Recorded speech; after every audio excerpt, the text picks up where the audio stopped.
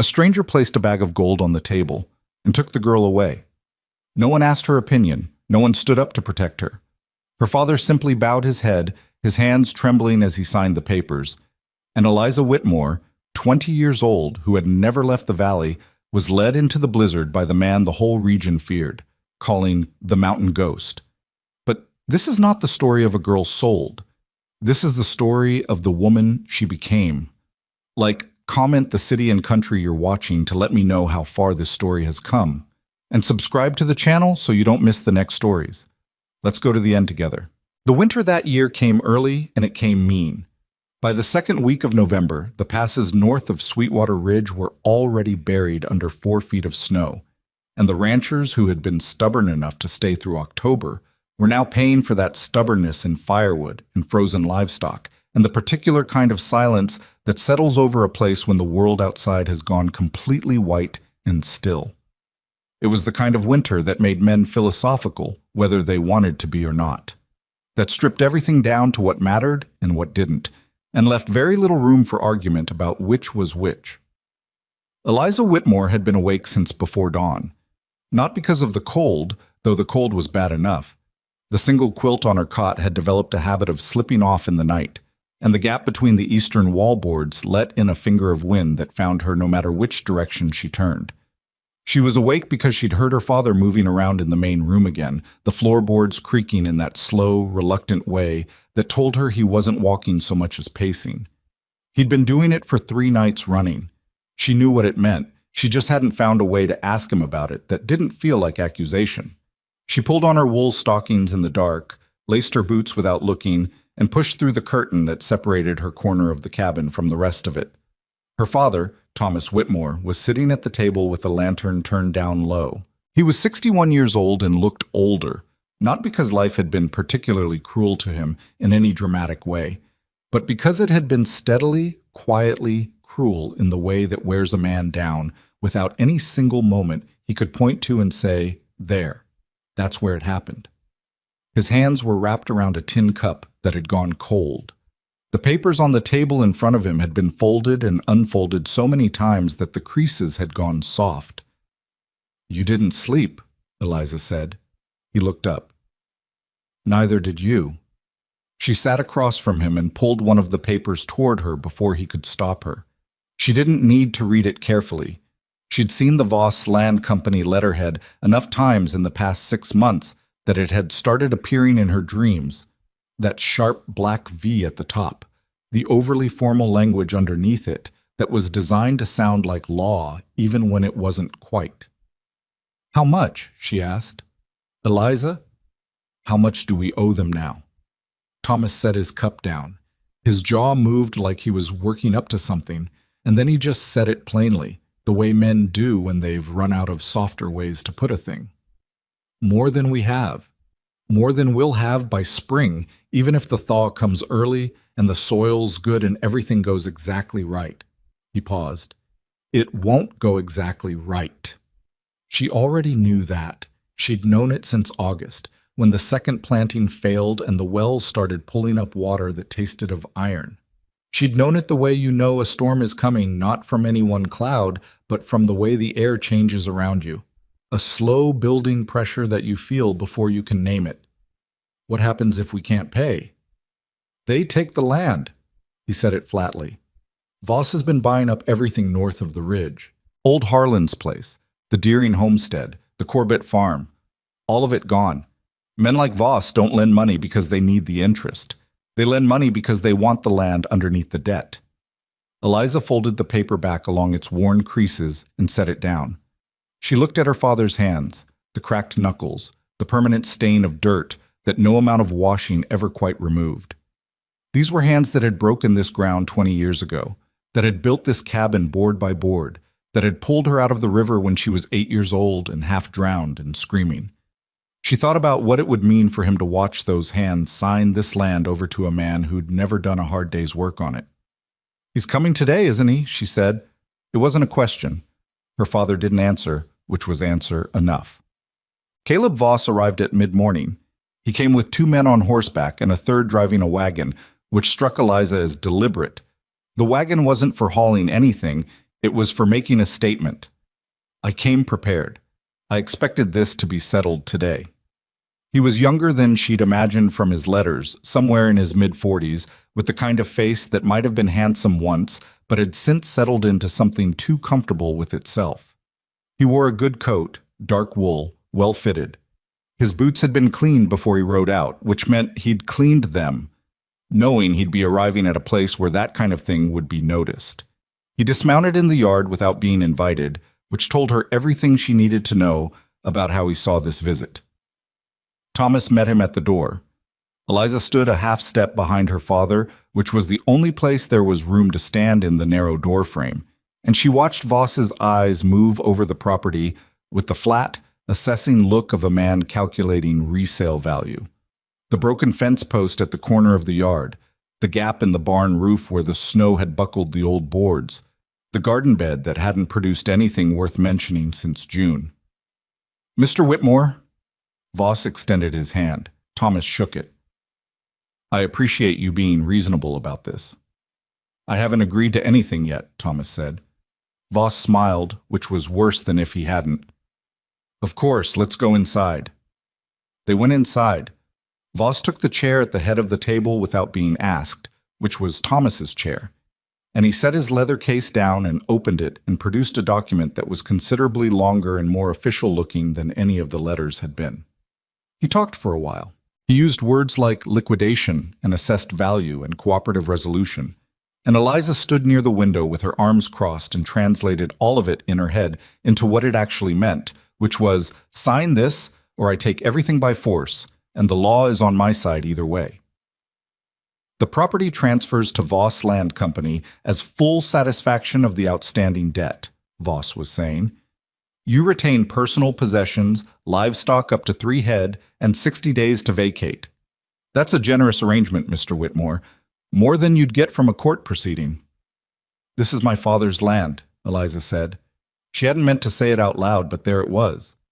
Voss looked at her for the first time since he'd walked in. His eyes moved over her with the same flat assessment he'd given the fence post and the barn roof. It was your grandfather's land, Miss Whitmore. It became your father's land when your grandfather died with debts outstanding, which your father took on in order to keep it. It will become the company's land when your father is unable to service those debts. That's how property works. You're describing it like it's a natural process. It is, rather. She wanted to say more, but Thomas put his hand on her arm, and she stopped. Voss uncapped his pen and set it on the table beside the document. Take your time, he said, and leaned back in the chair, her father's chair, like a man with nowhere better to be. It was Thomas who heard the horse first. He went to the window, and whatever he saw there made him go very still in a way that was different from his usual stillness. Not the stillness of a tired man, but the stillness of someone who has just encountered something unexpected and hasn't decided yet what to make of it. "Who is that?" Eliza asked. Her father didn't answer. She moved to the window beside him. The man coming down the ridge trail was enormous, not in a way that looked exaggerated or theatrical about it, just in the plain, practical way of someone whose size was a consequence of the life he led, rather than something he'd cultivated. He was dressed in layers of fur and heavy canvas, riding a dark horse that moved through the snow with the patient, deliberate gait of an animal that had been doing this a long time. He carried a rifle across his saddle, but he wasn't holding it ready, just resting. He wasn't looking at the cabin specifically. He was looking at the whole property, the way you look at a place you've been watching from a distance for a while. His name is Silas Crow, Thomas said quietly. Mountain man. Comes down from the high country sometimes to trade at the Kern Post, but he doesn't come into the valley much. You know him? I know of him. Most people around here do. Thomas paused. He's not someone who shows up places by accident. Voss had risen from the table and was standing behind them now, looking out over their shoulders. Eliza felt him tense, a small, involuntary thing, and filed that away. Silas Crow came into the yard and dismounted without haste. He tied his horse to the fence post, the broken one, and walked to the door and knocked on it with 2 knocks, not 3, which somehow conveyed that he wasn't asking permission so much as announcing himself. Thomas opened the door. The man filled the frame. Up close, Eliza could see his face. Weathered to the color of old saddle leather, a jaw covered in dark beard shot through with gray, eyes that were an unexpected pale gray-green and were, at this particular moment, looking past Thomas and directly at Caleb Voss with an expression that was not quite hostility but was several steps past neutral. "Crow," Thomas said, in the careful voice of a man who isn't sure what's happening but wants to show he isn't afraid. "Whitmore." Silas looked at him then. His voice was low and unhurried, with the flat consonants of a man who didn't spend much time in conversation. "Heard you had company coming." "Word travels," Thomas said. "In the valley, it does."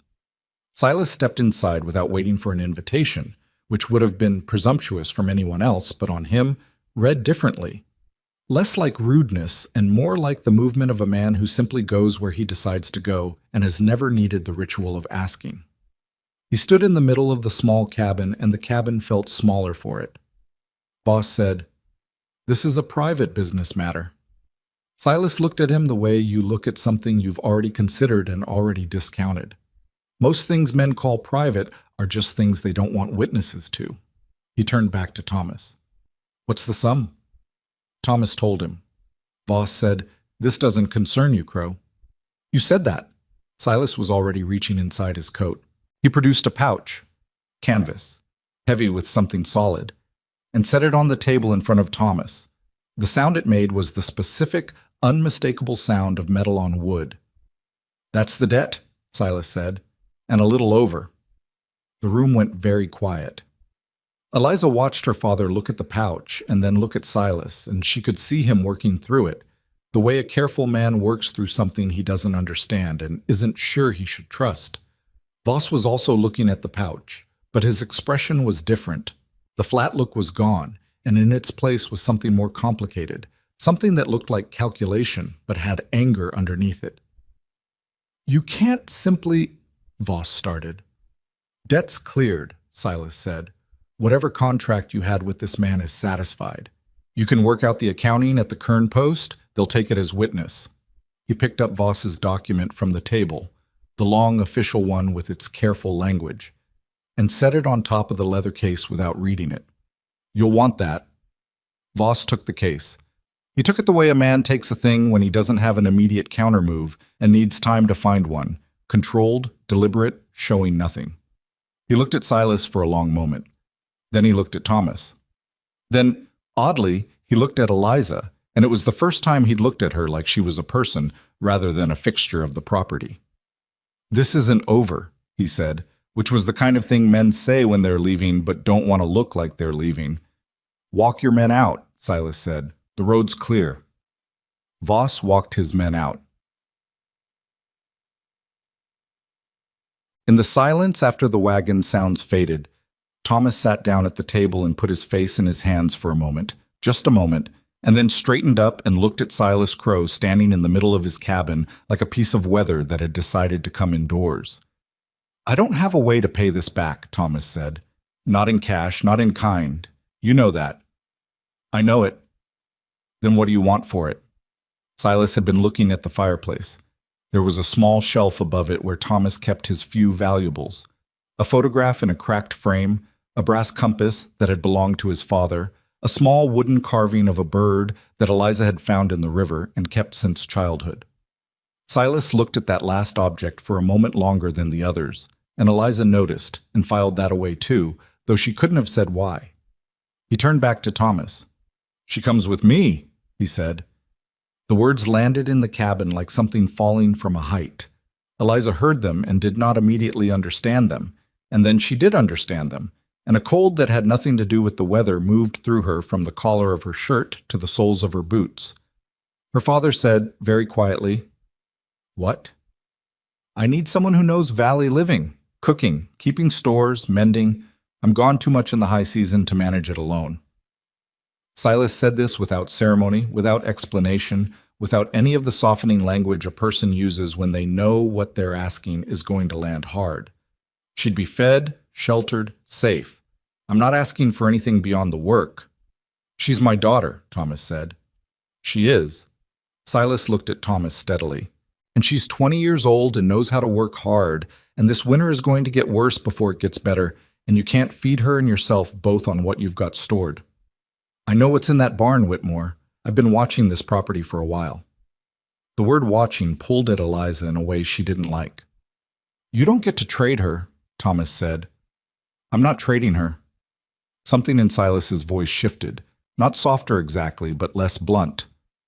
I'm asking her. She can say no. Eliza looked at her father's face, the exhaustion there, the helplessness that a proud man tries to hold at the back of his eyes and can't quite manage. She looked at the table where Voss's pen had been sitting 40 minutes ago, waiting for a signature that would have ended everything. She looked at the wooden bird on the shelf above the fireplace, and for a reason she couldn't articulate, looking at it made her chest tighten. She turned to Silas Crow. What does with you mean, exactly? She said. It wasn't the question she wanted to ask, but it was the one she could form into words. He held her gaze. His pale eyes were very direct and not unkind and gave away almost nothing. It means you come into the mountains. You keep the cabin. I hunt. I trade. You manage what I bring back. He paused. You'd have a room, a door with a bolt on it. She almost wanted to laugh at that, the specificity of it, the bolted door offered without embarrassment, like he knew what a woman needed to hear and had no patience for pretending she didn't need to hear it. For how long? She asked. Until it makes sense to come back. Which was not an answer, but she was beginning to understand that this was the kind of man who didn't trade in certainties he didn't have. She looked at her father one more time. He was looking at her with an expression that broke her somewhere quiet inside. He was waiting for her, she realized. Not deciding for her. Waiting. She turned back to Silas. I'll need an hour to pack, she said. His expression didn't change, but something in the set of his shoulders shifted. The smallest thing, barely visible. And she filed that away with everything else and went to her corner of the cabin to gather what she could carry, and did not let herself think too hard about what she was walking toward, because the thing she was walking away from was still sitting on that table in the form of a cleared debt and a man named Voss who had said this isn't over, and she believed him. Outside, the snow had started again. Small flakes, almost casual, drifting down out of a sky the color of old tin. By the time Eliza came out with her bag over her shoulder, the yard was quiet, and her father was standing in the doorway with his arms at his sides, and she hugged him quickly, because if she did it slowly, she wouldn't be able to stop. I'll write when I can, she said into his shoulder. You'll come back when you can, he said, and his voice was very controlled and very careful. She stepped back and looked at him once and then turned away, because that was the only way to do it. Silas was already mounted. He waited without comment while she tied her bag to the back of the saddle and pulled herself up, and when she was settled, he turned the horse toward the ridge trail, and they moved out of the yard and up into the white, and the cabin behind them grew small and then was gone. Eliza did not look back. She told herself it was because she was cold and needed to watch the trail, but the truth was simpler than that and harder. If she looked back, the shape of her father standing in that doorway would be the thing she carried into whatever came next, and she needed both hands free for that. The horse moved steadily upward into the trees, and the snow closed in around them, and the valley disappeared. The trail into the high country was not a trail so much as a suggestion, a slight parting in the timber where the snow lay thinner, where the ground underneath had been pressed down enough times by enough weight that something like a path had formed, more remembered than visible. Silas rode ahead and Eliza followed on the same horse, which was not comfortable and which neither of them commented on. There wasn't much to say.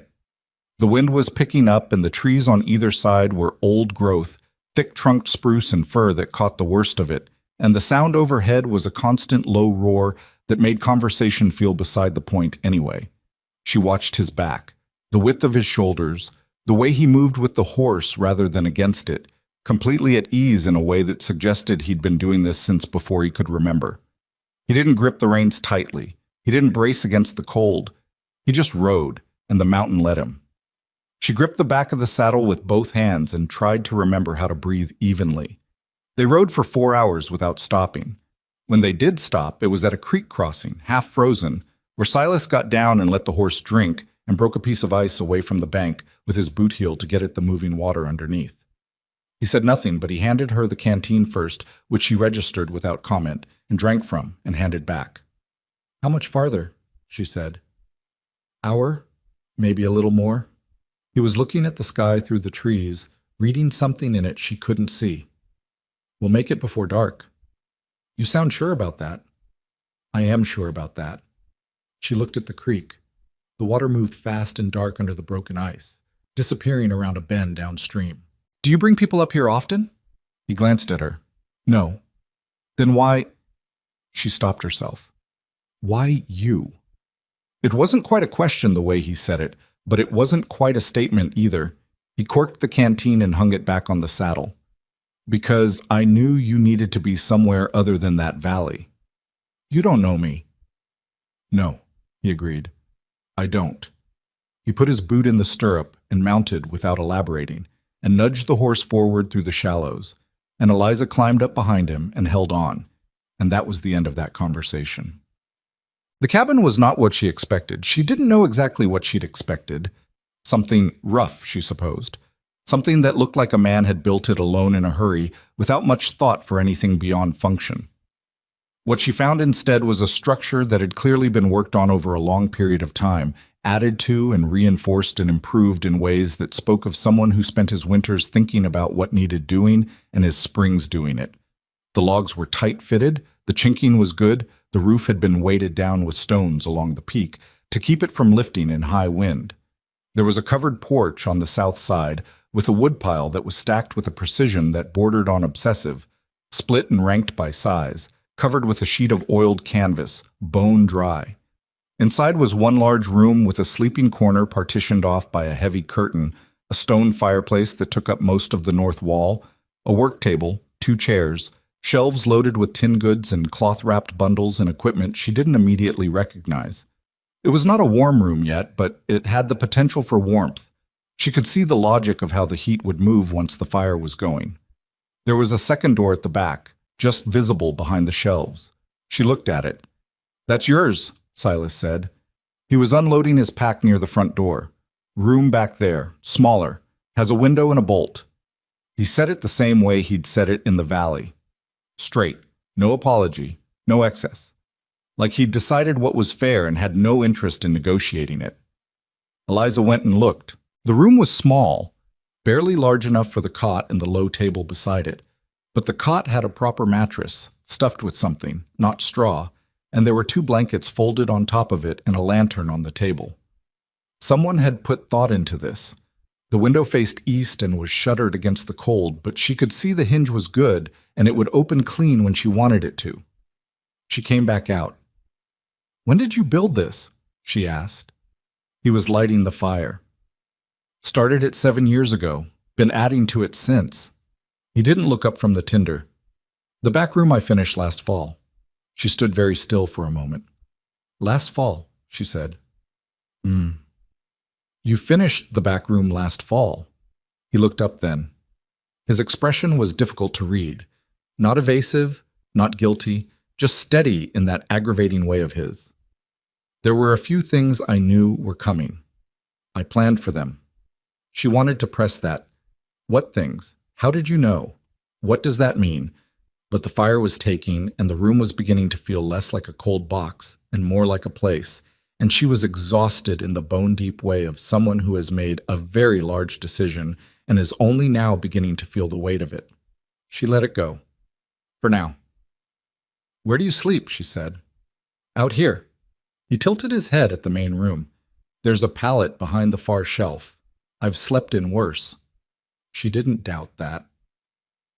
The first week was strange and hard, and not in the ways she'd prepared herself for. She'd expected cruelty, or at minimum the low-grade arrogance of a man who had bought her time and wanted her to know it. What she got instead was something she didn't have an easy name for. Silas Crow was not warm. He was not charming. He did not make conversation for the sake of it, and there were days, especially in that first week, when they went hours without speaking, each moving through the cabin's routines with the careful, slightly formal awareness of 2 people who are conscious of sharing space with someone they don't yet understand. But he was not unkind. The first morning, she woke to find the fire already built up and water already heated, and a tin cup set on the table by the fireplace with coffee in it. Real coffee, not the chicory substitute that had been all her father could afford for the past 2 years. She stood in the doorway of her little room in her stockings and looked at the cup and felt something complicated shift in her chest. He was already outside. She drank the coffee standing by the fire and didn't say anything when he came back in, and he didn't say anything either, but she noticed that the next morning the cup was there again. The days had structure, which helped. Silas hunted in the mornings, usually gone before full light, back by midday with whatever the mountain had given up. Rabbit most often, sometimes a grouse. Twice in that first week, a young deer that he field-dressed with an efficiency that was almost impersonal and hung in the cold shed out back. Eliza managed the stores and the cooking, which was what she'd been brought for and what she was good at, and she threw herself into it with the focus of someone who needed something concrete to do with her hands while her brain worked through everything else.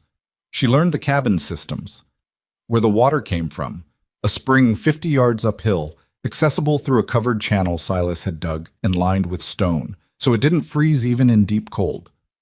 Where the tools were kept and why. How the shelves were organized, not randomly but by frequency of use. The things you needed quickly near the front, the things you needed once a month farther back. She reorganized 2 of the shelves on the 3rd day and then second-guessed herself and was in the process of putting things back when Silas came in at noon and looked at what she was doing and said, "The way you had it was better." She stopped. "I was putting it back." "Leave it the way you changed it." He set his rifle on its pegs. "I'd been meaning to fix that for a year. It was not much, but it was something."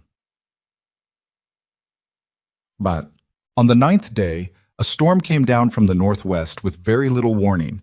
The sky went the color of a bruise around 2 in the afternoon, and by 3 it was blowing hard enough that the cabin walls flexed in the gusts. Silas had been out checking his trap line and came back in fast, snow-covered and breathing hard, which was the first time Eliza had seen him move with anything approaching urgency. "How bad?" she said. "Bad enough." He was already pulling extra wood in from the porch. "We stay in tonight and tomorrow. And if you'd been farther out, I wasn't. But if you had been," he looked at her briefly, "then I'd have dug in and waited it out. I've done it before." He went back for another armload of wood. "I know the mountain. That's not the same as the mountain not being able to kill you." He came back inside and stacked the wood and then stood up and looked at her with those pale eyes, and there was something in them that she couldn't categorize. Not amusement exactly, but adjacent to it. "No," he said, "it's not the same thing." They ate by the fire that night with the storm throwing itself against the walls, and it was the first time they'd sat at the table together for a meal that wasn't purely functional, that had something like a pause to it, something that allowed for the possibility of talk. The wind was loud enough that they had to pitch their voices over it, which somehow made conversation easier than the quiet had been. "How long have you been up here?" Eliza asked. "In the mountains." He chewed, considered. "Came up first when I was 14. Stayed for 2 winters with an old trapper named Court, who knew things about the high country that nobody else knew anymore. Came back down when Court died, tried the valley for a while." He paused. "Didn't take." "What do you mean, didn't take?" "I mean I was bad at it." He said this without embarrassment. "Town living, the way people talk at each other without saying anything. I kept saying the wrong things at the wrong times." "I can believe that," Eliza said, and immediately wondered if she'd gone too far. But the corner of his mouth moved, not quite a smile, the ghost of one. "Yeah," he said. "I expect you can." She turned her cup in her hands. The fire was strong, and the room was genuinely warm now, warm in a way that felt almost lavish after the cold of the past 9 days. Outside, something, a branch, maybe a piece of the porch railing, cracked and gave way in a gust. "You said you knew things were coming," she said. "When I asked about the back room, you said you planned for them." He was quiet for a moment. "I'd heard about your father's situation last spring," he said finally. "Word comes up even this far. The Voss Company had been moving through that part of the valley for 2 years, and I knew where it was heading." He looked at the fire. "I knew your father." "You knew my father." "Not well, but I'd met him, years back." He set his cup down. "He's a decent man." "He is," Eliza said, and her voice came out smaller than she meant it to. Silas didn't look at her when he said the next part, which she thought might have been deliberate. "I also knew you. A little." The fire popped. The wind howled around the corner of the cabin. "We've never met," she said carefully. "No." He picked his cup back up. "We have." She looked at him. He was looking at the fire now with an expression that had closed slightly, that had gone back behind whatever wall he usually kept up. She felt the conversation reaching an edge he wasn't ready to go past yet, and she had the instinct, sharp and unexpected, not to push. Not tonight. "All right," she said. He looked at her then, just briefly. Something in his face shifted. Not gratitude, not relief, but something quieter than either of those. Recognition, maybe. That she'd understood where the line was and had stopped at it. "Go to bed," he said. "Storm will be worse by midnight and better by morning." She went to bed. The storm was worse by midnight. By morning, it had broken and the world outside was blinding white and still. She found the carving on the 12th day. She wasn't looking for it. She was dusting the shelf above the fireplace, not because it was particularly dirty, but because having tasks gave her a kind of peace. And when she moved the brass bowl at the far end of the shelf, she found it tucked behind, not displayed, not hidden exactly, just set back from everything else, as though it had been put there carefully rather than forgotten. It was a small wooden bird, carved from a piece of pale wood she didn't immediately recognize, the size of her closed fist. It sat on a flat base and its wings were slightly spread, mid-motion, as if it had just landed or was about to lift away. The carving was not rough work. Whoever had made it had known what they were doing. The feathers were suggested rather than detailed, which somehow made it more convincing than if they'd been precise. And the eye on the visible side of the head was a single small indentation that caught the firelight and gave the impression of watching. Eliza held it and felt her breath change. She had a bird like this. Or she'd had one.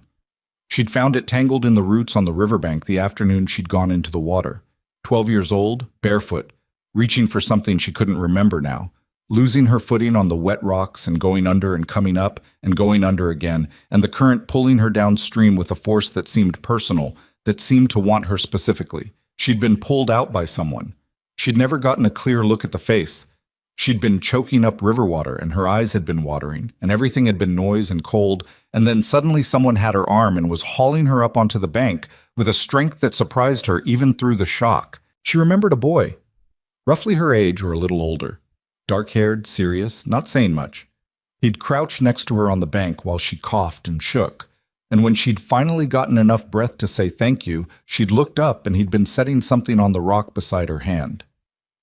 The little wooden bird, just sitting there on the rock like it had always been meant to be hers.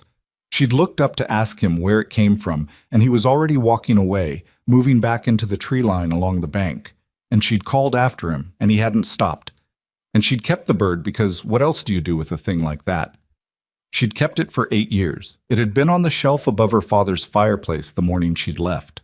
She stood in Silas Crow's cabin with its twin in her hands and tried to put the arithmetic together. Same wood. Same hand, she was almost sure of it. The same decision about the feathers, the same single eye. Not a copy of a common pattern. Something specific. Something made by someone who'd made one before. She heard the door. She didn't move. She heard his boots on the floor and the sound of the rifle going onto its pegs, and then silence, which meant he'd seen her. "Eliza," he said. She turned around. She was still holding the bird. He stood across the room with his coat still on and snow on his shoulders, and he was looking at the carving in her hands with an expression that was, for the first time since she'd known him, something close to uncertain. "The river," she said. "I was 12. I fell in and someone pulled me out and left this." She held it up. "Not this one. One like it, exactly like it." He said nothing. "Was that you?" The fire was the only sound for a long moment. Snow slid off the roof outside with a soft thump. "Yes," he said. She looked at him. This enormous, weathered, mostly silent man who had paid her father's debt and brought her into the mountains and put a bolt on her door and made coffee every morning without being asked.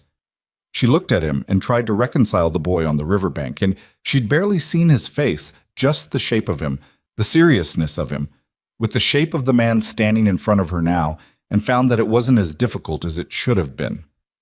"You were 14, she said. "Trying to live in the valley. Didn't take." His jaw moved. "Thereabouts." "And then you went back up into the mountains." "Yes." "And watched." He didn't answer that directly, which was an answer. She looked at the bird for another moment, and then set it back on the shelf, not behind the bowl this time, but in front, where it could be seen. "Thank you," she said. "For then." He gave a short nod. The uncertain look hadn't fully left his face, and she understood, without needing him to explain it, that this was a man who was very competent at most things and deeply uncomfortable with gratitude, and that pushing on this particular moment would collapse it. She went back to making dinner.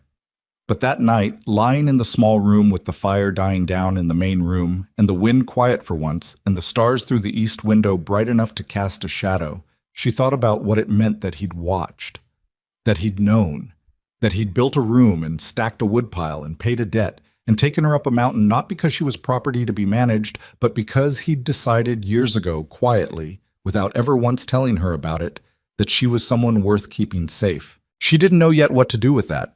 It sat in her chest like the bird on the shelf, not hidden, not fully understood, but present, waiting to become something she could name. Spring came to the high country reluctantly, the way it always does above 8,000 feet. Not as a single arrival, but as a series of retreats and advances. The snow pulling back from the southern slopes and then returning. The creek running loud for 3 days and then quieting under a late freeze. The light changing in the trees from the flat white of winter to something with more color in it, more depth, even when the temperature hadn't caught up to what the light was promising. Eliza had been in the mountains 4 months. She knew things now that she hadn't known in November. She knew which way the wind shifted before a storm came down from the northwest, and how much warning that shift gave you, usually 6 hours, sometimes less. She knew where the spring's overflow channel tended to ice over and needed to be cleared each morning before it backed up into the storage run. She knew that Silas slept lightly and was always awake before her, but that there was a period in the early afternoon when he came back from the trap line and ate and sat by the fire, where he sometimes dropped into something close to sleep for 20 minutes with his chin on his chest, and that interrupting this was not advisable. She knew how to read the trap line herself now. He'd started taking her with him in February, not asking if she wanted to come, just saying, "Get your coat" one morning and walking out, and she'd gotten her coat and followed and kept up without complaint, and he'd showed her, wordlessly mostly, how the sets worked, how to check them without disturbing the sign around them, how to reset and move on. She'd had to learn to deal with what the traps caught, which was not pleasant, and which she dealt with because it needed dealing with, and there was no one else to do it. She knew, too, that Silas had been watching the lower trail more carefully since the middle of March.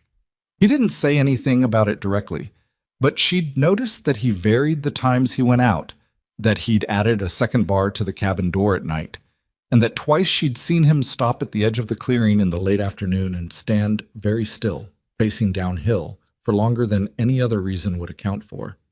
She asked him about it on a Thursday, because by Thursday she'd decided she was done waiting for him to bring it up himself. "Something's moving on the lower trail," she said. She was at the fire, working a piece of harness leather that had cracked in the cold. "I've seen the tracks twice this week. Shod horses, at least 2 of them." He was sharpening his knife at the table. The sound of it stopped. "You've been down that far," he said. "I've been to the 3rd bend. You told me not to go past the 4th. He set the whetstone down. "When?" "Tuesday, and again this morning." She kept working the leather. 3 sets of prints on Tuesday. 4 this morning, maybe 5. Hard to tell where they were overlapping. The silence had a different quality than his usual silences. This one had something active in it. "Boss," she said. It wasn't a question. "Most likely." He picked the knife back up, looked at it, set it down again. A rare piece of indecision from him. "I'd hoped for more time." What does he want specifically? She already suspected, but she wanted to hear him say it. "The land." He looked at her directly. "Your father's land. There's iron ore under the north fields. I heard it from a man at Kern's Post last fall, before I came down. Voss has been buying up everything around it. Your father's property is the piece he needs to make the whole parcel worth something to a mining company. He paused. He needs you to sign the inheritance over. Your father has a life claim on the property, but if something were to happen to you before your father dies, the claim transfers to whoever holds the debt paper, Eliza said. Her voice came out flat and even, which surprised her. Which would be Voss, since you paid cash and not to him directly. The legal situation is not entirely clean, Silas said, which is probably why he hasn't moved on it before now. He needs a signature or he needs you gone, and a body in the mountains is harder to argue with than a signature. She put the leather down. You brought me up here because you knew this was coming. I brought you up here because you needed to be somewhere safer than that valley, he said, and because I needed you to know some things before it arrived. What things? He stood up from the table, crossed to the south window, and looked out at the slope below the clearing, the tree line, the trail that dropped away into the lower country. His back was to her when he said it. How to not be helpless when it did. She thought about the past 4 months. The trap line. The way he'd shown her without ceremony or explanation, how to read sign in the snow, how to move through timber without making noise, how to dress a wound when there was no one else to do it. She'd thought it was practical, the knowledge you needed to survive up here. And it was. But it was also something else. It was preparation. You could have just told me, she said. Would you have listened? In November, the first week? She thought about who she'd been in November. The girl who'd gripped the back of his saddle with both hands and stared at the snow and tried not to think about her father standing in the doorway. No, she said honestly. Probably not. He turned from the window. I need to go down and look at those tracks properly. I need you to stay here, keep the door barred, and don't open it for anyone who doesn't use the knock. What's the knock? He showed her. 3, pause, 2. And if it's someone who doesn't know the knock, she said, then it's not someone you should open the door for. He was already getting his coat. I'll be back before dark. If I'm not... He stopped. If you're not, she said. He looked at her. Something moved across his face that he didn't quite let land. There's a second rifle under the cot in your room. Loaded. You know how to use it. She did know. He taught her that in January on the flat ground above the cabin, with tin cans lined up on a log in the snow. She'd been a mediocre shot at first and a decent one by the end of the month. Go, she said. He went. Cheng. He came back before dark, as promised, but only just. The light was already going orange and flat through the trees when she heard the 3 2 knock and lifted the bar and opened the door. He was not alone. There was a man with him. Older, 60s, with a gray beard and a limp that favored his left leg. He was dressed for the mountain, but not comfortably, the way a man dresses who knows what's necessary but doesn't actually enjoy any of it. This is Abel Pruitt, Silas said. He runs the trading post at Kearns. Abel, this is Eliza. Abel Pruitt looked at her with the careful, assessing look of a man who has heard things and is measuring them against what he's seeing. Whatever he'd heard, she apparently matched it closely enough, because he gave a short nod and said, Miss Whitmore, your father sends his regards. Her chest tightened. You've seen him. 2 weeks back. He's well enough. Worried, but well. Abel stepped inside and looked around the cabin in the quick, comprehensive way of someone who's been in a lot of cabins and is cataloging this one automatically. He asked me to tell you the debt paper is being disputed. He found himself a lawyer out of Cheyenne who thinks there are grounds to challenge Voss's ownership of the obligation. He paused. The lawyer also thinks Voss knows this, which is probably why his men have been sitting at the bottom of this mountain for the past week. How many men? Silas said. He was at the south window again. 6 that I counted, could be more spread out along the lower trail. Abel accepted the cup Eliza put in his hands without looking at it and drank. They're not hiding particularly hard. I think that's deliberate. They want you to know they're there. They want me to come down, Eliza said. Both men looked at her. If I stay up here, Voss can't get a signature and he can't make me disappear without a witness, which Abel now is. She looked at Silas. But if he can make me come to him, he won't make you do anything, Silas said. That's not what I mean. She sat down. I mean, he's going to try to make the situation untenable up here. Cut off the lower trail so we can't get supplies, wait out the season, hope the mountain does his work for him. Or, she stopped. Or he sends them up, Silas said. Yes.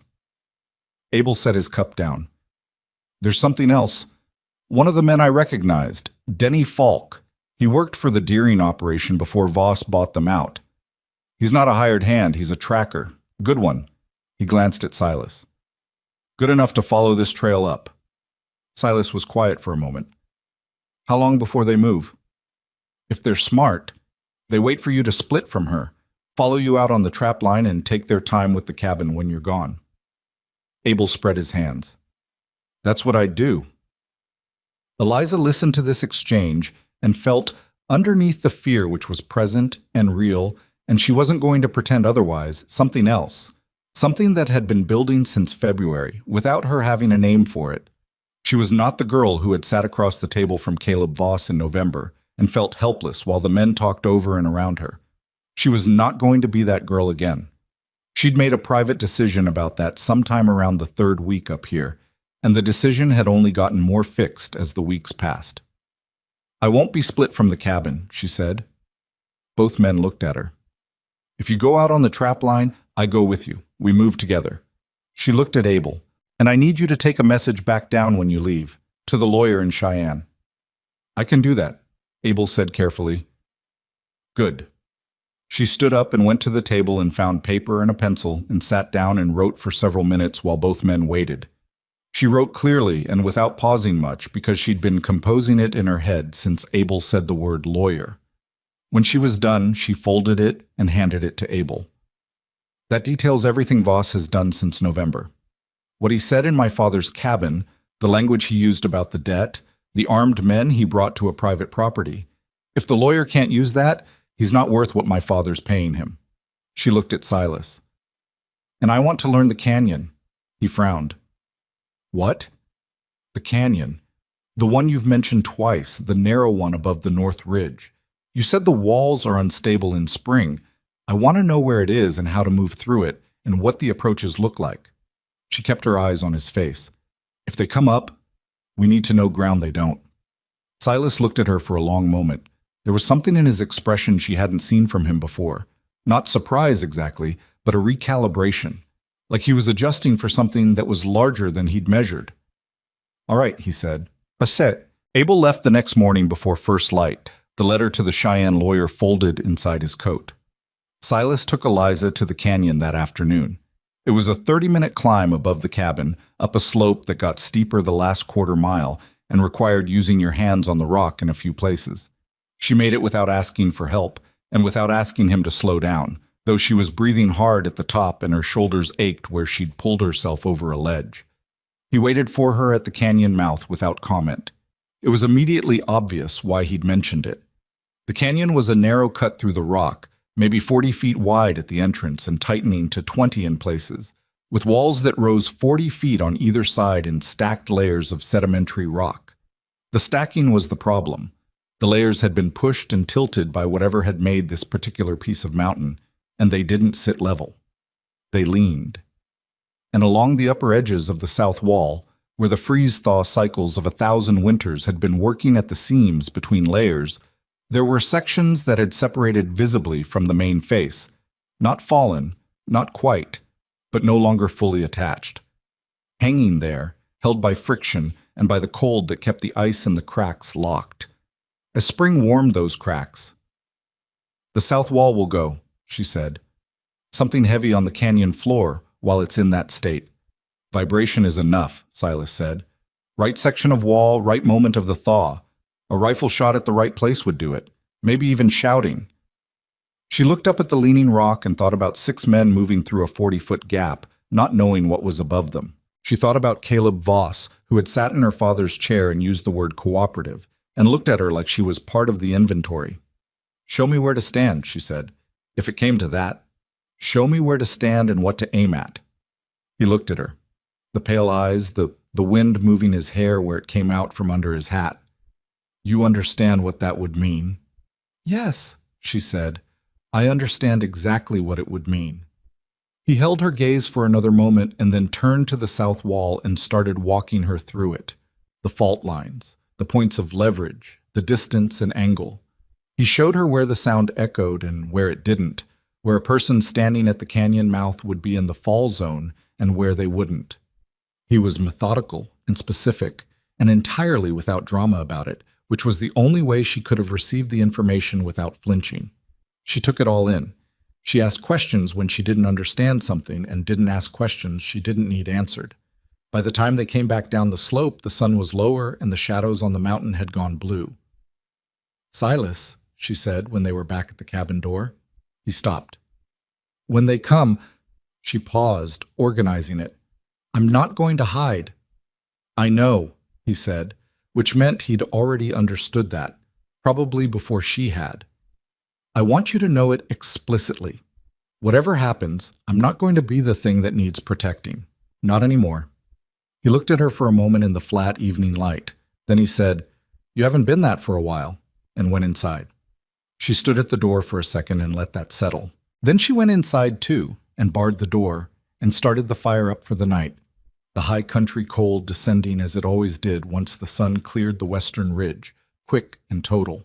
And somewhere below them, down the mountain in the shadows of the lower trail, she knew there were men who were waiting for her to be afraid.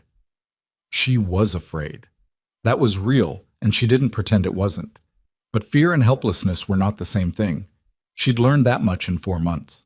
They were not even close to the same thing, and knowing the difference was, she was beginning to understand most of what survival actually meant. The fire took. The cabin warmed. Outside, the spring night closed in over the mountain with its usual indifference, the stars coming out hard and bright above the canyon rim. And Eliza Whitmore sat by the fire and sharpened her own knife and did not wait for morning with dread, but with something much closer, if not identical, to readiness. They came on a Wednesday, 4 days after Abel Pruitt went back down the mountain. Eliza knew they were coming before she saw them. She'd been awake since before light, not from any specific sound, but from the absence of the right ones. The birds that had been returning to the slope above the cabin with the warming weather had gone quiet around dawn, and that quiet had a shape to it, a direction that she'd learned to read the way you learn to read anything you pay close enough attention to for long enough. Something had moved through the timber below the clearing, and the birds had pulled back from it.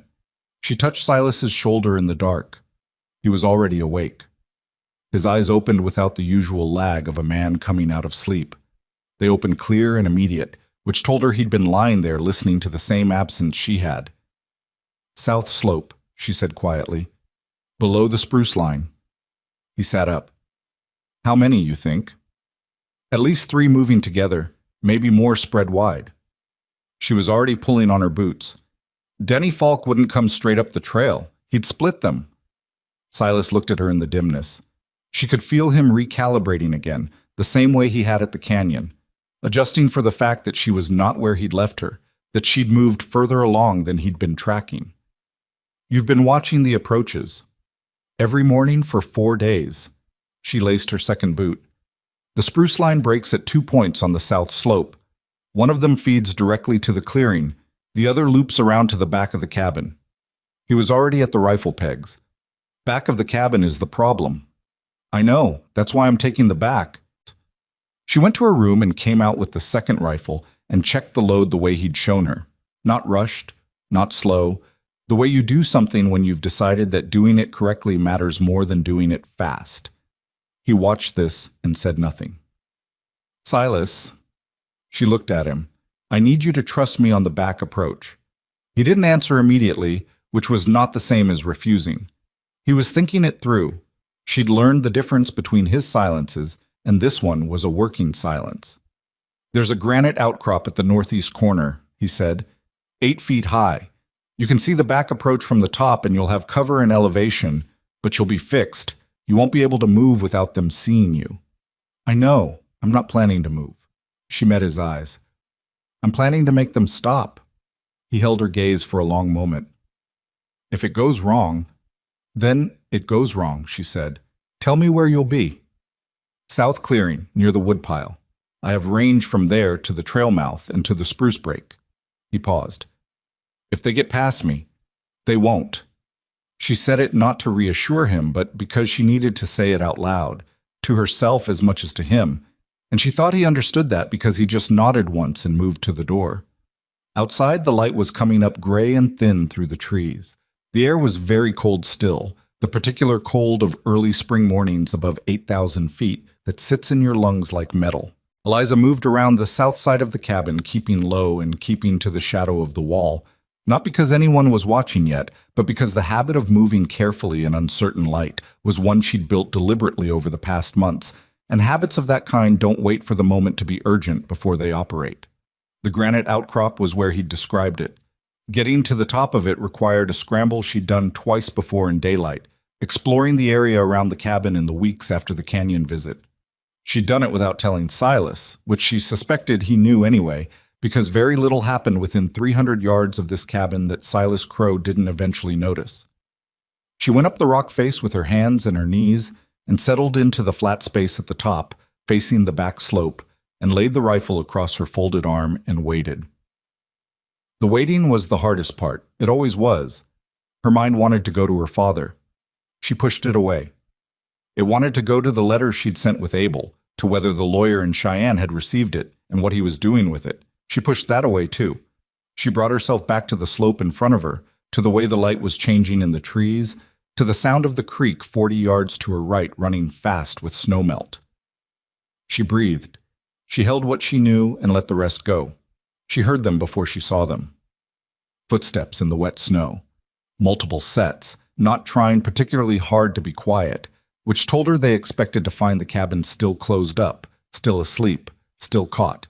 The first man to come through the tree line was wide through the chest and carrying a shotgun at low ready, moving with the slightly forward-leaning posture of someone who has done this kind of approach before and is comfortable with it. A second man followed 8 feet behind him, then a third, angling further right, working toward the back wall of the cabin.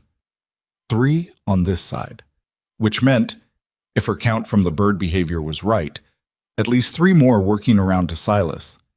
The first man got within 20 feet of the cabin's back wall and stopped. He'd seen something. She tracked back to what it might be and realized the bar on the door. She'd left the back door barred from inside and come around the south wall, which meant the bar was in, and there was no way in through the back without breaking it down, and a man who'd done this before would want to know why the bar was down when the occupants should be sleeping. He turned to say something to the second man. Eliza stood up on the rock. She did it deliberately and without hurrying, so that all 3 of them had time to see her fully before anything else happened. The shotgun man turned back and found her 8 feet above him and approximately 15 feet distant with a rifle leveled at his center mass, and the expression on his face moved through surprise and calculation and arrived at a kind of provisional stillness that she'd been counting on.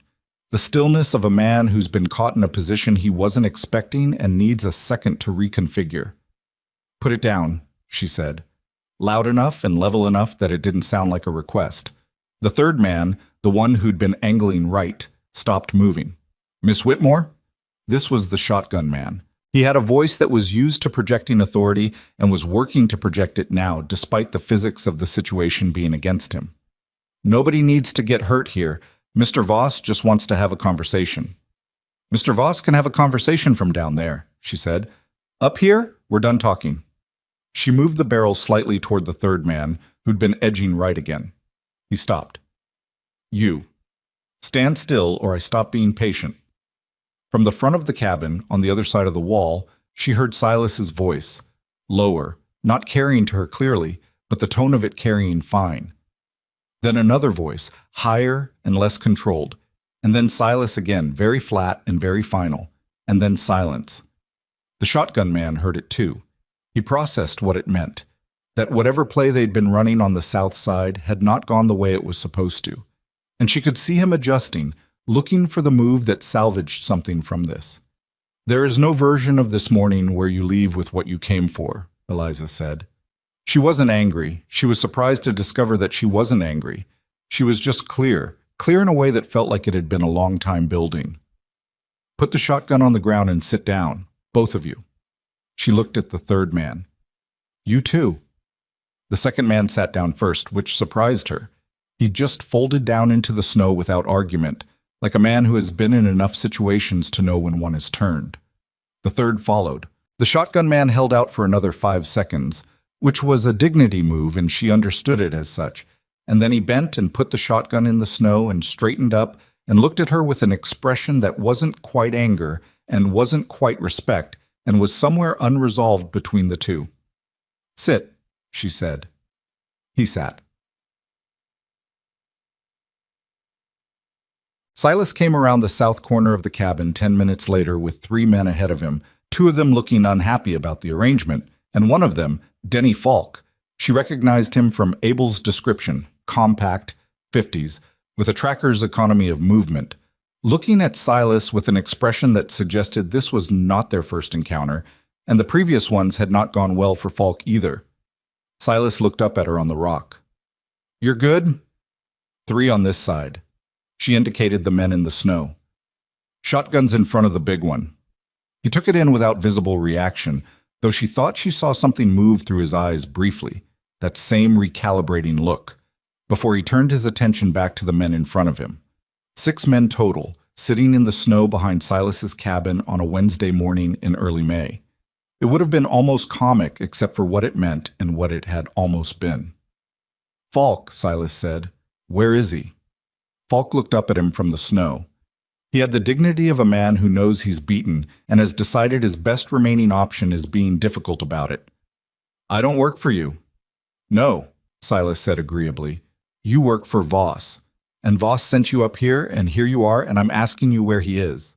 Falk said nothing. "He's not down the mountain," Eliza said from the rock. She'd been turning this over since the 3 men sat down.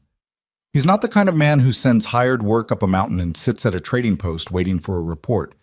He'd need to see it." She looked at Silas. "He's close." Silas turned this over. Then he looked back at Falk. "The canyon." Falk's face moved, just barely. Something tightened around his eyes for half a second, and a half second was enough. Silas looked up at Eliza. She was already coming down off the rock. Well, they left the 6 men where they were, disarmed, with the instructions that attempting to follow would go poorly for them. A statement that landed differently coming from a woman on a granite rock with a rifle than it would have coming from anyone they'd expected to find up here. And Eliza thought that the landing was probably what would keep them sitting for a while.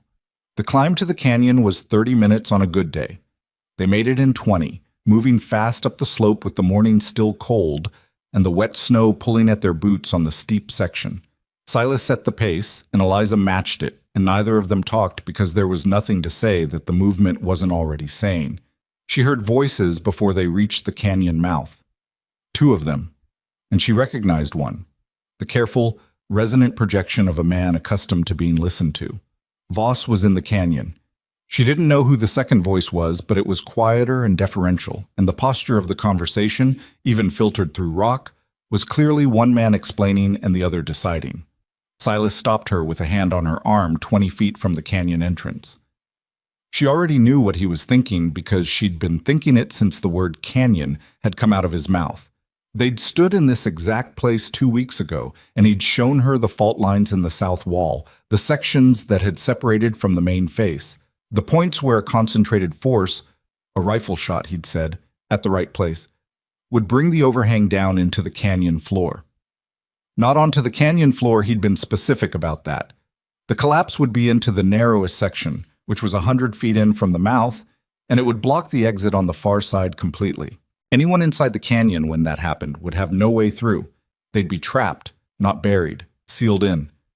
She looked at Silas. "Rifle shot," she said. "South wall, the third fault from the mouth. You showed me. It'll close the exit." "I know. He'll have nowhere to go." "That's the point." She kept her voice down. "We have Abel as a witness. We have the letter to the lawyer. If we can hold Voss in that canyon until we can get someone with legal authority up here, that's 2 days minimum," Silas said. "Then we hold him for 2 days. He looked at her. The pale eyes moved over her face in that way he had, not searching, because he'd usually already found what he was looking for. This time she thought he found something that surprised him slightly, not the decision she'd arrived at, but how cleanly she'd arrived at it. "There's another way, but," he said. "We can force them out the front of the canyon and down the mountain. And they regroup at the bottom and come back. Or Voss finds another way, at the land legally or not legally while we're watching over our shoulders for the next year. She shook her head. This ends today. We hold him. We get Abel up here with whoever Abel can bring, and Voss explains to someone with a badge why he sent 6 armed men up a mountain to a private residence. Silas was quiet. She could see him checking the logic of it from different angles, the way he checked everything, thoroughly and without ego, willing to find flaws. After a moment, he said, "The echo in there will be significant. He's going to hear the shot." "Yes. He'll know immediately what happened." "Good," she said. "I want him to know." Another pause. "The third fault," he said. "You need to be at the angle we talked about, 8 degrees north of the fault line or you're hitting solid rock." "I remember." "And you need to move immediately after the shot. The vibration will loosen other sections and you don't want to be at the mouth when it settles." "I remember that too." He looked at her for one more moment. Then he stepped aside and she moved to the angle, the specific angle, 8 degrees north. She'd measured it against the reference points he'd given her until she could find it without thinking. And she raised the rifle and found the fault line in the south wall and moved the barrel to the point he'd identified, the place where the separation between the layers was widest and the rock above it had the most mass. She took a breath and let it half out and held it there the way he'd taught her. Inside the canyon, Voss's voice was still talking. She fired. The sound of the shot was enormous in the open air. It always was, and she was always slightly surprised by it despite knowing it was coming. And for a half second, nothing happened, and she was already moving back from the mouth when the mountain answered. Not like an explosion, more like something exhaling, a deep structural sound that she felt through her boots before she heard it with her ears. And then the crack of rock separating from rock. And then the sustained grinding roar of a great deal of stone in motion, and then a concussive thump that pushed air out of the canyon mouth in a wave she felt against her face from 15 feet away. Then quiet. The birds in the timber below had gone entirely silent. She and Silas stood outside the canyon mouth and listened. Dust was still sifting out, pale against the morning sky. Then, from inside, muffled by distance and 100 feet of collapsed rock, she heard a voice. Voss's voice. She couldn't make out the words, but she could make out the tone. And the tone was not calm. Silas walked to the canyon mouth. He cupped his hands around his mouth and spoke into the dust. "Voss, canyon exit's blocked. You've got food and water in there for maybe a day. By tomorrow afternoon, there'll be a deputy from Kearns County office standing right here, and you're going to have a conversation with him that you should have had months ago." He paused. "Your 6 men are sitting behind my cabin. They'll be kept fed." From inside, the voice rose and then said something specific that was still mostly swallowed by the rock. "It sounded like you can't do this." Silas looked at Eliza. She took a breath. Then she stepped to the canyon mouth beside him and spoke clearly into the echo. "Mr. Voss, this is Eliza Whitmore. You came to my father's house in November and sat in his chair and put a pen on his table and told him that's how property works." She paused. "You were right. It is how property works. The Whitmore land belongs to my father, and after him to me, and the debt you tried to use to take it has been cleared and witnessed and documented. The lawyer in Cheyenne has my letter." Another pause. "You're going to be there a while. I'd recommend using the time to think about what you want to say tomorrow." She stepped back from the mouth. The dust had mostly settled. Somewhere in the timber below, a bird started up again. 1, then 2, then several, the ordinary sound of a mountain morning resuming after an interruption. Silas was looking at her with an expression she hadn't seen from him before. Not the recalibration, not the measuring assessment, something more direct than either of those. Something that had come from somewhere he didn't usually open. 8 degrees north, he said. His voice was quiet. "You taught me well," she said. He looked away up the slope. His jaw moved once. Then he said, "I need to go back down and send word to Abel," and started moving, and she fell in beside him, and they went down the mountain together through the cold spring morning, the snow giving softly under their boots, the sky above the canyon rim beginning to lighten toward something that was almost blue. Her hands were not shaking, which surprised her. They'd been steady on the rifle, and they were steady now. She thought about that as they walked.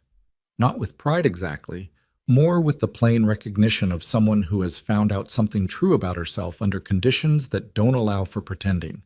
Whatever she'd been in November, whatever the valley and the dead and Caleb Voss sitting in her father's chair had tried to make her into, she was not that thing anymore. The mountain had done something to her that she hadn't asked for and hadn't expected and couldn't entirely name. But she could feel it in her hands, steady at her sides, as she walked down through the trees toward the cabin and whatever the next day would bring. Abel Pruitt made it back up the mountain by mid-afternoon the following day, which was faster than either of them had expected, and which said something about how seriously Abel took his word when he gave it. He brought with him a deputy named Cord Haskell, younger than Eliza had pictured, maybe 28, with a county badge on his coat and the slightly overwhelmed look of a man who had been told what to expect on this ride up, and had still not entirely expected it. Deputy Haskell stood at the canyon mouth for a long moment after Silas explained the situation, looking at the dust-stained rock at the entrance and listening to the muffled sounds from inside, and then he turned around and looked at Eliza and said, "You fired the shot." "I did," she said. He seemed to be working out how to frame his next question. "And Mr. Voss is in there," Silas said, "along with one other man. They have water from the seep on the north wall, and they're not in any physical danger. They're just not able to leave until you decide what to do about the situation." Haskell looked at Abel. Abel shrugged, which was Abel's way of saying, "I told you what you'd find, and here it is." "The 6 men at the cabin," Haskell said, turning back. "Still there," Eliza said. "Silas fed them last night. They've been cooperative." She paused. "Relatively." Haskell took his hat off and rubbed the back of his head and put his hat back on, which appeared to be his version of thinking things through. Then he walked to the canyon mouth and identified himself in the formal, slightly stilted language of a man reciting something he'd been trained to say. And from inside came Voss's voice, sharper and less controlled than she'd ever heard it. A full day of sitting in a sealed canyon, having stripped away the careful presentation, demanding to be released immediately and threatening consequences and using the word illegal several times with increasing emphasis. Haskell listened to all of it. Then he said, "Mr. Voss, I'm going to need you to give me a little while to look at some documents before we sort out the situation." He stepped back from the mouth and looked at Eliza. "You said you have documentation." She gave him the copies she'd made. She'd spent part of the previous evening writing out a second version of the letter to the Cheyenne lawyer, this one specifically for a law officer, detailing the November visit, Voss's language, the armed approach on the cabin, the names of the 6 men she'd taken off the back slope. She'd written it clearly and in sequence, and without emotional language because she'd understood, sitting at the table with Silas's lantern, that a document like this worked better when it didn't sound like it was written by someone who was frightened or angry. It needed to sound like it was written by someone who had simply been paying attention. Haskell read it standing up at the canyon mouth, which she appreciated. He didn't walk away from the situation to consider it privately. He read it where he was, and when he was done, he read certain sections again, and then folded it carefully and put it in his coat pocket. "The debt paper," he said. "The original transaction with Voss's company. Do you have documentation of the cash payment and clearance?" "Abel witnessed it," Silas said. "And the Kearns Post-Ledger has the record of the gold exchange. I logged it the same week." Haskell looked at Abel, who nodded. "I was standing in the room," Abel said. "I'll sign an affidavit to that effect any time you need me to." The deputy was quiet for a moment. Below them, the mountain made one of its ordinary sounds. A creak of timber somewhere in the high spruce, the creek running fast with afternoon melt. Normal sounds. The sounds of a place that had been here before any of this and would be here after. "I'm going to need everyone at the cabin," Haskell said finally. "The 6 men, statements from both of you and from Mr. Pruitt, and then I'm going to open that canyon and take Mr. Voss and his associate into custody pending a formal inquiry." He paused. "I want to be clear about something. I'm not making a determination today about the land claim or the debt, or any of the civil matters. That's for a court. What I can address today is the criminal matter of armed trespass and the credible threat to persons on private property." He looked at Eliza directly. "Is that clear?" "That's clear," she said. "It's also enough, us." The opening of the canyon was not dramatic. Silas knew a way around the collapsed section. a chimney in the rock on the east side that he'd never mentioned to Voss because Voss had never asked. And men like Voss didn't generally think about the geography of places that weren't on their maps. He went in alone, which Haskell objected to briefly, and then conceded when Silas pointed out that sending a deputy in first to face an angry man in an enclosed space was not a plan with much to recommend it. Eliza waited at the mouth. She heard voices inside. Silas's, level and sparse as always, and Voss's, which had lost its boardroom quality entirely and gone to something raw. She couldn't make out the words. After 10 minutes, Silas came out with Voss ahead of him and another man behind. The second voice from the day before, she could see now, was a thin clerk-like man named Aldous, who had been Voss's personal secretary and who looked at this particular moment like he would have been very glad to be almost anywhere else on earth.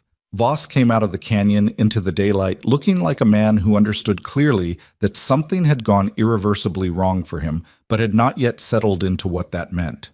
His coat was dirty. He had a scrape on his jaw from the initial blast of displaced air when the wall came down. He looked at Eliza first, not at Haskell, not at Abel, but at her, with an expression that was not the flat assessor's look he'd worn in her father's cabin. This was something with more complexity in it, something that might have been, underneath the anger and the calculation, a reluctant recognition. She held his gaze and said nothing. Haskell identified himself again and used the formal language about custody, and Voss listened with his jaw set and his hands deliberately still at his sides. And when Haskell was done, Voss said, "I'll want my lawyer." "You'll have that opportunity," Haskell said, "at the county seat. We'll start down in an hour." Well, the ride down the mountain took the rest of the afternoon.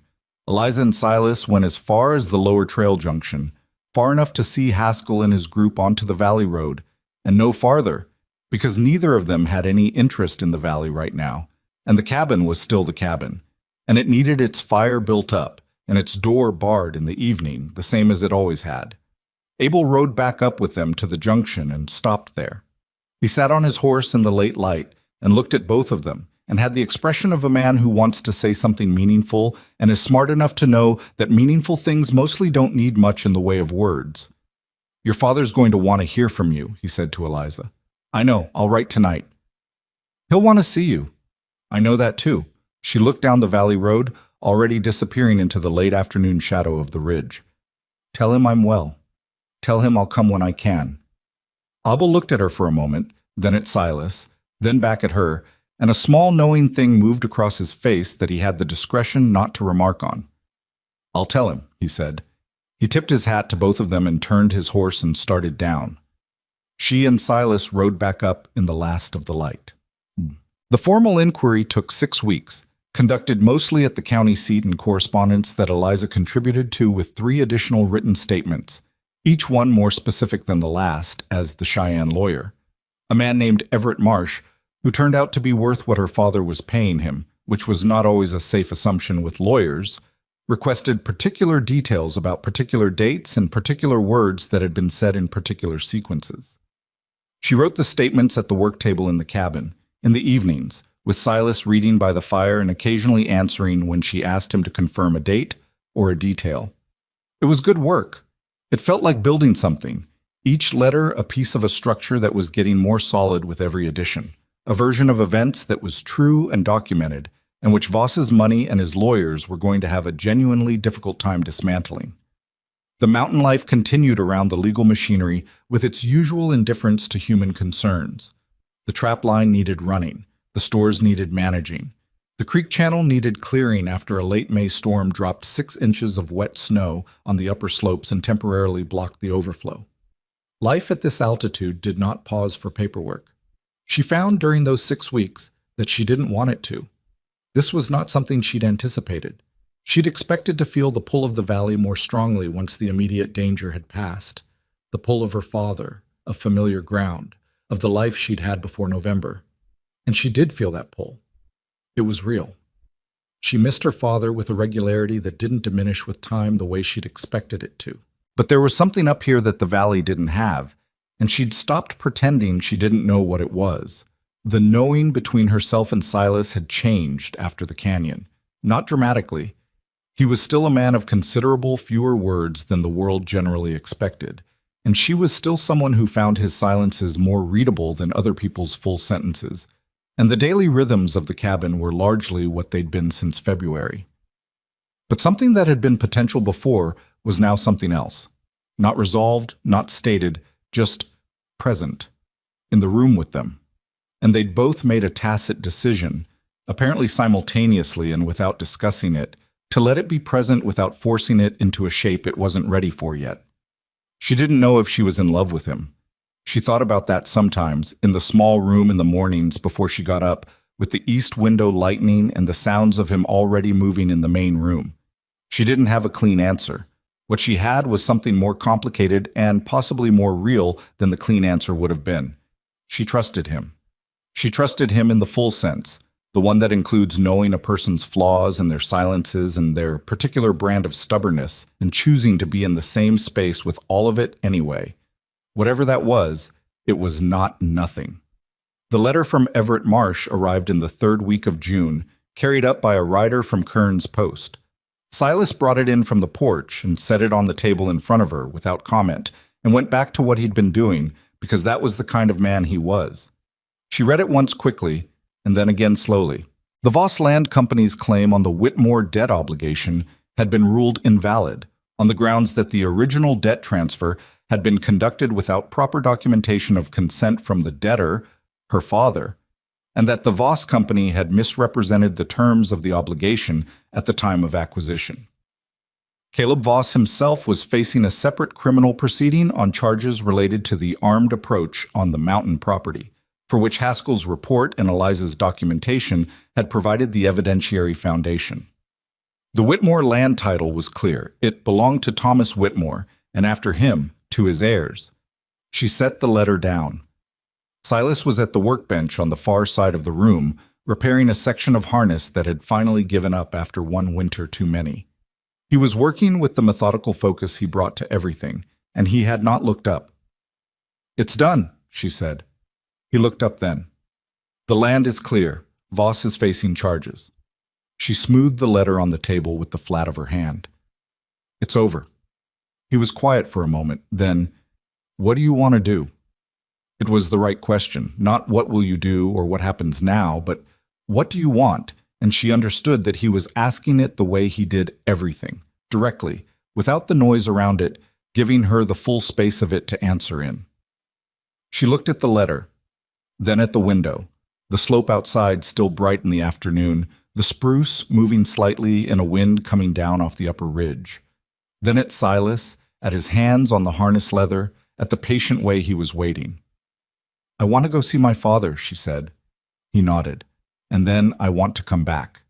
He was still for a moment. Not the working stillness, and not the listening stillness, but something she hadn't seen exactly before. A stillness that was working to stay where it was. "You're sure about that?" he said. His voice was very level. "I've been sure about it for a while." She met his eyes across the room. "I just needed the other things settled first." He looked at her. The pale gray-green eyes, the weather-worn face, the jaw he always held just slightly tight when he was feeling something he wasn't sure what to do with. He looked at her and for once did not look away after the first moment. He let the look stay. "All right, he said, and that was all. But all was, with him, generally enough. She rode down to the valley 10 days later. Silas rode with her as far as the lower trail junction, the same place they'd seen Abel off in May, and stopped there. She didn't ask him to come further, and he didn't offer, because they'd both understood without saying it that this part was hers. You don't go back to a place you've been changed from with someone else alongside you. You go alone, so you can see clearly what's different. Her father was in the yard when she rode in. He'd heard the horse and come out, and he was standing at the fence post, the same broken one, still not fixed, with his arms at his sides and the careful, controlled expression of a man who has been managing his hoping for 6 months and isn't sure yet if he should stop managing it.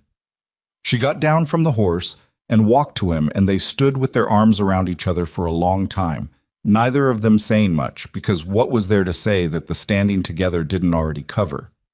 Eventually he stepped back and looked at her, the way a father looks at a child returned from somewhere difficult, searching for what's gone and what's still there, and trying to do the accounting of it without letting his face show how much it matters. "You look different," he said. "I am different," she said. "I'm mostly still me." The corner of his mouth moved. "That's the best you can hope for, mostly." She stayed 4 days. The valley felt smaller than she remembered, which was not the valley's fault. It was the same as it had always been, the same ridge to the west, the same road through the settlement, the same faces at the post and the store and the livery. But she'd been living for 6 months in a place that was scaled differently, bigger in the ways that mattered, more demanding and more honest. And the valley's smallness wasn't bad. It was just accurate in a way it hadn't been before. Her father's land was his again. He showed her the cleared title, the paper from the county recorder's office, with its stamps and signatures, and she held it and felt the weight of what that had cost and what it had taken, and was glad, plainly and without complication, that it was done. On the second evening, they sat on the porch after dinner, and her father asked about Silas Crow in the careful way of a man who has been thinking about something for a long time and is finally saying it, which was a family trait she recognized because she did it herself.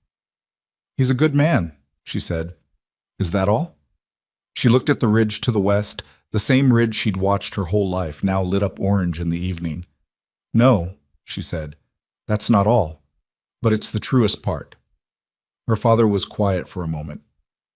"He built that room before he came down for you," he said. It wasn't a question. "Yes.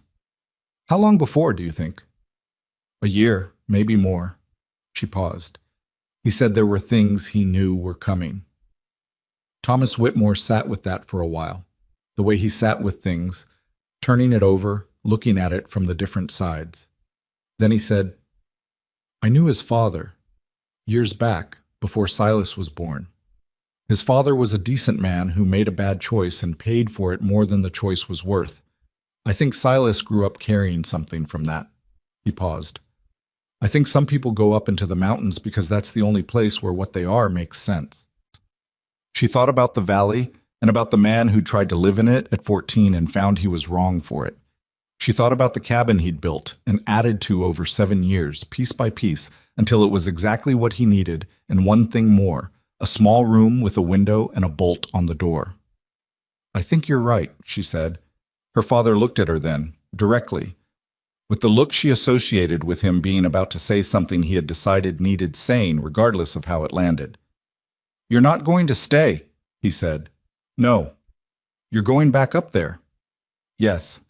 He nodded slowly, the nod of a man who has already done his grieving about a thing and is now on the other side of it where acceptance lives. "Is it what you want, or is it what you think you owe him?" The question sat between them, and she took it seriously because it deserved to be taken seriously, because her father had earned the right to ask it, and she had the obligation to answer it honestly. She thought about what the difference felt like between wanting something and feeling obligated to it, and checked what she found in herself against both descriptions. "It's what I want," she said. "The obligation part's real too. I won't pretend it isn't, but if that were all it was, I think I'd know." She paused. "I'd be less sure about it." He looked at her for a moment longer and then nodded once, differently this time. Not the acceptance nod, but the one that meant "I believe you," which from him was worth more. "Write more often," he said. "I will. And if the passes close hard in winter, you come down. I don't care about the situation up there, you come down." "I will," she said again, meaning it both times. She rode back up on the 5th morning. The junction where she'd left Silas was empty. She hadn't expected him there. She'd said 4 days and it had been 5, and he was not a man who waited for things visibly. But when she came into the clearing and unsaddled the horse and came to the cabin door, the fire was burning and there was coffee on the shelf above the hearth, which meant he'd been watching the lower trail and had known she was coming before she arrived. She stood in the doorway and looked at the main room. The fireplace, the workbench, the shelves with their organized stores, the 2 chairs at the table, the wooden bird above the hearth that was in the same position she'd left it. All of it exactly as she'd left it. Her room's door was open a crack, the way she always left it. Silas was outside somewhere. She could hear him at the wood stack, the specific cadence of splitting, 1 stroke and then the restack, 1 stroke and the restack. She put her bag in her room and came back out and put her coat on and went out to the woodpile. He was working without his hat, which he did when the exertion was enough to offset the cold. He saw her come around the corner of the cabin, and he stopped and set the axe and looked at her. 5 days, he said. I know. I'm sorry. I wasn't complaining. He picked up a piece of split wood and set it on the stack. How is he? Better than I expected. The title being clear helped. She leaned against the cabin wall and crossed her arms. He asked about you. Silas's expression didn't change much, but something in it shifted. What did he say? He said he knew your father years ago. She watched his face. He said he was a decent man. Something moved through Silas's eyes that came from a long way back. She could see it pass and settle, like a stone dropped into still water, the ripple running out and smoothing. He didn't say anything for a moment. Then, he was. She didn't push on it. She'd learned when to stop. They were quiet for a little while, both of them there in the late morning light at the woodpile, the mountain going on around them the way it always did, unhurried, enormous, entirely uninterested in the specific sorrows and recoveries of the people who lived inside it. There was something right about that, something she'd come to appreciate about a place that didn't arrange itself around your feelings. I went back to see if I could go back, she said finally. I needed to know if it still fit. He was looking at the tree line. Does it? It fits the same way it always did, like the place I'm from. She paused. Not like the place I'm going. He was still for a moment. Then he turned and looked at her with the directness he saved for things that mattered, the look that didn't have any management in it or any wall behind it, just the look itself. This is a hard life, he said. I want you to know I know that. It's hard in ways that don't get easier. I know. The winters up here are... Silas, she met his eyes. I was there for the last one. The corner of his mouth moved. The ghost smile, the one she'd seen twice before in 5 months, and each time it undid something in her chest that she was almost grateful to have undone. You were, he said. She pushed off the wall and went to the other side of the woodpile and picked up a piece of unsplit round and set it on the block. Show me how you hold the axe for the bigger pieces, she said. I've been doing it wrong. He came around the block and showed her, adjusting her grip without ceremony, his hands over hers for a moment and then gone. The lesson was practical and exact and lasted about 4 minutes, and at the end of it she split 3 rounds in a row cleanly enough that he said, There, in the tone of a man who doesn't give approval lightly and means it when he does. She set the axe and looked at the split wood at her feet. 3 clean halves. Not perfect. The third one had a little twist in it where she'd let her left hand drop, but good. She thought about Caleb Voss, who had come to her father's cabin with his leather case and his carefully selected language and the absolute conviction that the world organized itself around money and the power money buys. She thought about how he'd looked coming out of the canyon into the daylight, dirty and disarranged and without a single one of the mechanisms he depended on available to him. She thought about what it must feel like to understand yourself entirely in terms of what you can acquire, and then to discover that there are things that don't organize themselves that way. Things that simply are what they are, indifferent to the wanting. The mountain was one of those things. And the mountain had been patient. She thought too about what her father had said. Some people go up into the mountains because that's the only place where what they are makes sense. She turned that over. She thought about who she'd been in November. Not a bad version of herself, not a lesser version, just an incomplete one. A girl who had spent her whole life being someone's daughter, someone's liability, someone's problem to be solved, who had never had the chance to find out what she was when the structures that defined her were stripped away.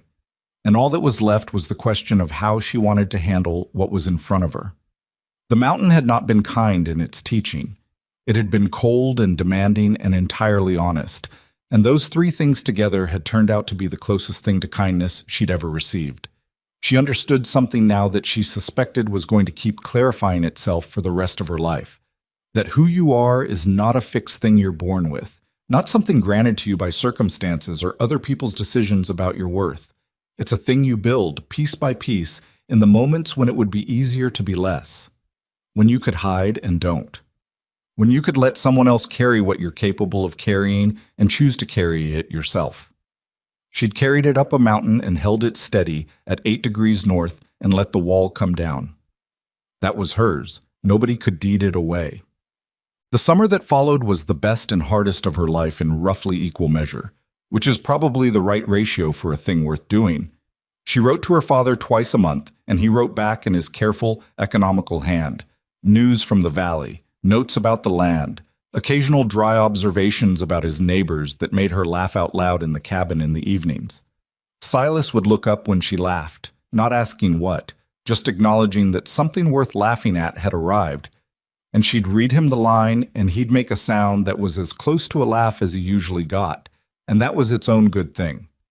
She took over the north section of the trapline fully by July, running it alone on Tuesdays and Thursdays, while Silas worked the south and western sets. It was not a romantic arrangement. It was cold in the mornings, and the work was unpleasant in the specific ways that trapping is unpleasant, and she didn't pretend otherwise. But it was hers, and the distinction between doing work assigned to you and doing work you've claimed for yourself turned out to matter more than she'd anticipated. In August, she started carving. She didn't know why exactly. She'd found a piece of pale wood in the shed that had the right grain and weight, and she'd picked up Silas's smallest knife one afternoon when he was out and held the wood and looked at it for a while, and then started. She was bad at it initially, worse than bad. The first 2 attempts looked nothing like what she'd intended, but she kept at it the way she'd kept at the rifle and the trap line and the canyon approach, with the patience of someone who has learned that skill is mostly just stubbornness applied over time. By September, she had something that was recognizably a bird, not as good as his. The wings weren't quite right, but the eye was good, a single indentation that caught the light and seemed to be watching, and the posture had the quality she'd been after, that sense of something between landing and lifting. She set it on the shelf above the hearth, next to his. He came in that evening and saw them there and stopped. He looked at them for a long moment, the 2 birds side by side on the shelf, and then he looked at her with an expression that she had the vocabulary for now, finally, after 8 months of learning his particular language. He didn't say anything. He didn't need to. She didn't say anything either. She went back to what she'd been doing, and he went to his chair, and the fire burned down slowly in the way of fires that have been well built and have enough good wood to last the night, and outside the first stars were coming out over the canyon rim in the dark, sharp and unchanging and very old. The same stars that had been above this mountain since before any of them, Voss or her father or Silas or Eliza Whitmore, had arrived to make their various claims on the land below. The mountain didn't care about any of that. The mountain just was. And that, she'd come to understand, was the whole point, that some things simply exist beyond the reach of claiming, beyond what money and paper and armed men can touch. The most important of them, who you trust, what you're willing to fight for, the person you decide to become in the moments when nobody is making you decide, those things are built on ground that nobody else can own. She'd learned that up here, in the cold and the quiet and the long, honest work of one season giving way to the next. She was still learning it. She thought she probably always would be, which was fine. You don't need to be done learning a thing to know that you're standing on solid ground. Outside, the September wind came off the upper ridge the way it always did at this hour, clean and cold and smelling of pine and stone, and moved through the clearing and was gone, and the 2 birds sat side by side on the shelf above the fire, and the night settled in over the high country with the particular piece of a place that has seen everything and judged nothing and will be here long after the last story about it has been told.